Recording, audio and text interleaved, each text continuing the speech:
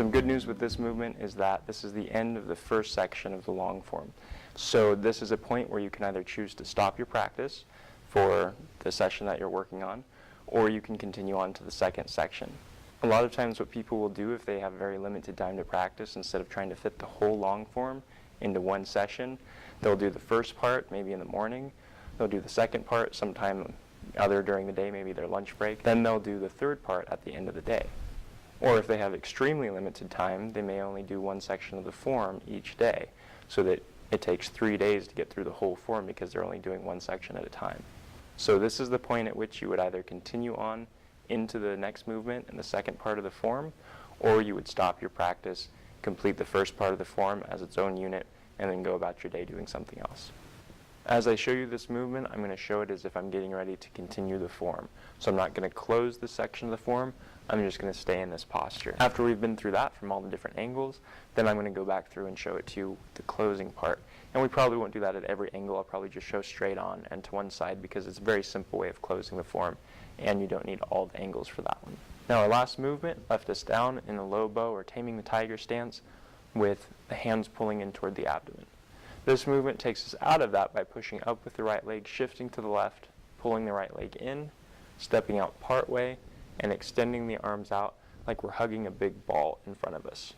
If you've seen those really large exercise balls that people use in fitness classes, a lot of times for core training, then you can imagine one of those balls held by your arms against your chest. And that will give you the proper structure for this posture. As always, I'm going to begin as if I had started the form facing you, so directly towards you is south, to my left is east. We turn to face south with our last movement, and like I said before, we were left in that low stance. From here, what we're going to do is start to shift the weight to the left leg, pushing up with the right. We're going to continue to pull the hands in toward us as we come up.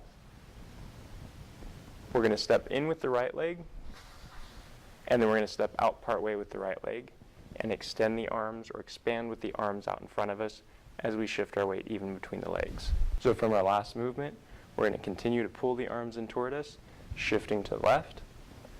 The hands continue to move in. We're going to pull the right leg in, step out part way with the right leg, and as we shift to the right leg, we're going to expand the arms, so it's like we're holding that big exercise ball in front, and the weight's even between the legs. From our last movement, we shift to the left, continuing to pull the arms in toward us, pull the right leg in, step out, touching with the toe, and as we shift the weight even between the legs, we're going to sink and expand the arms. If you were using the modified higher stance, it's the same idea.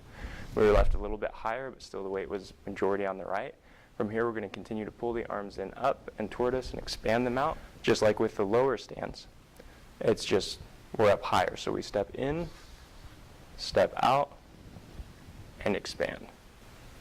So we pull the hands in toward us, bringing them up, shift to the left, step in with the right, step out with the right, and expand as we settle the weight even between the legs. Now I'll demonstrate as if I had started the form facing this way. So this is south, directly away from you is the east, directly towards you is the west. Our last movement left us facing south, sunk into a low stance with the hands pulled in toward us. From here, I'm going to shift to the left leg, continue to pull the hands in toward me, and they're going to travel up and out. I'm going to shift in with the right foot, step out, and expand out as I settle between the legs. So from here, shift to the left, pull the arms in, step out, and expand. Now if I was using the higher stance, and I'm here facing south, the direction that I started the form, my hands are pulled in toward my lower belly, and I'm just shifted toward the right side. From here I would shift back to the left side, continue to pull those arms in and up, and step in with the right leg. So from here, in, step out with the right leg, the arms continue up, and they expand out. For my last movement in the modified higher stance, facing south, hands are pulled in toward the lower belly. I'm going to shift to the left, pull in the right leg, step out, and expand out. Now I'm going to demonstrate as if I had started the form facing away from you. So directly away from you is now south. From our last movement, we shift to the left, step in with the right leg, step out, and expand the arms. From our last movement, we shift to the left, stepping in with the right leg, stepping out, and expanding the arms as we shift the weight even between the legs. Now from the modified stance with the weight shifted to the right, it's the same thing. We just shift left, pull in with the arms, step in with the right leg, step out, and expand. So we shift to the left, pull the right leg in, step out with the right leg, and expand the arms in front. From our last movement, we shift to the left, continuing to pull the hands in toward the lower belly. Shift to the left, step in, step out with the right, and as we shift, expand the arms out. Again from here, shift to the left, pulling the hands in, step in with the right, step out with the right, shift the weight even between the legs as you expand the arms. Now from the modified higher stance, from here, shift to the left, pulling the arms in toward us, pulling the right leg in, step out, shift, and expand. Now that's where you would leave off if you were getting ready to go into the second portion of the form. But if you're wanting to complete the first section of the form and close it out like you're making it its own little form, this is what you're going to want to do to finish the movements of the first part of the form. Now remember, this part that we're adding you wouldn't do if you're continuing on to the second part. You would end the first part here, and then you would transition into the second part of the form. We're going to learn that movement in the next video, so right now what we're doing is going from here and closing out this section of the form. So the first part of it is absolutely the same. You shift in, step out, and expand out. So everything that you just learned, you do anyway, from the last movement, in and out. The only thing that we're adding from here is instead of staying here, we're going to extend the arms out with the hands palm down. They're going to be shoulder width apart, so you don't have them super wide apart, you don't have them touching or really close together. They're shoulder width. As you push down with the hands, you're going to push up with the knees so that your legs straighten almost completely straight as you push the hands down. The hands go to the side with the palms touching the thighs. You shift to the right leg, step in with the left, and straighten the legs. So from our last movement, we're still facing south, the direction that we were facing when we started the form. We're going to extend the arms out and turn the hands palm down, shoulder width apart. From here you press down with the hands and push up with the legs. Turn the palms of the hands in to face you, and they go against your legs. Bend the right leg and shift to the right. Establish your root in that leg. Then you're going to step in with the left leg, and then straighten the legs together. Now I'm going to show you as if I had started the form facing this way. From here, the hands turn, palm down. As I press down with the arms, I push up with the legs. I shift to the right leg, root, step in with the left, and straighten both legs together. From here, the arms extend, the hands turn palm down. I press down with the hands as I push up with the legs. Hands go palm in against my legs. Shift to the right leg, step in with the left, and straighten both legs together. Congratulations on finishing the first part of the form. In the next video, we're going to be starting part 2 of this form. As always, I hope you found this video very helpful. Thank you for watching.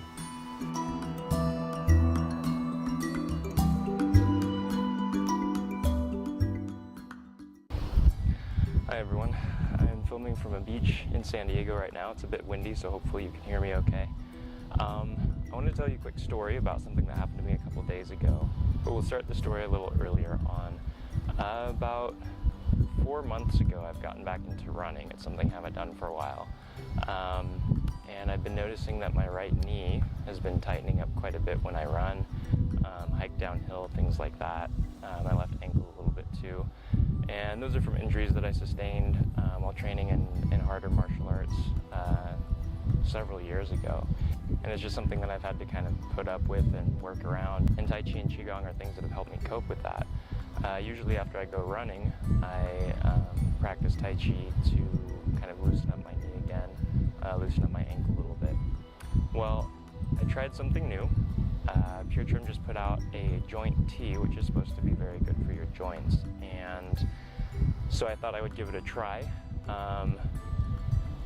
3 days ago, I guess it'd be 4 days ago now, is when I started. So I went for a run the day that I started, and my knee tightened up really bad that day.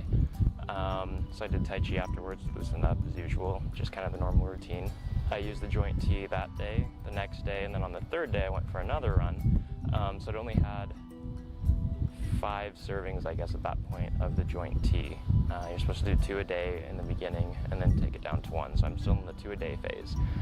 This was just the 5th serving that I'd had of it, and I went for my run that day as usual, and I noticed that my knee tightened up just a tiny bit and then was just fine for the rest of the run, and that was a really, really nice surprise because I wasn't having to baby it while I ran. I of course practiced Tai Chi afterwards because that's just something I enjoy, but I didn't have to do it this time to loosen up my knee because it was just fine. And so I thought, well, I'll see how this lasts, you know, so I went ahead and continued using the joint T, and my knee was fine for the rest of the day. The next day I went to work. I'm on my feet all day at work, and I was fine there. Today I went for a nice long hike, predominantly downhill, and it did just fine for that too.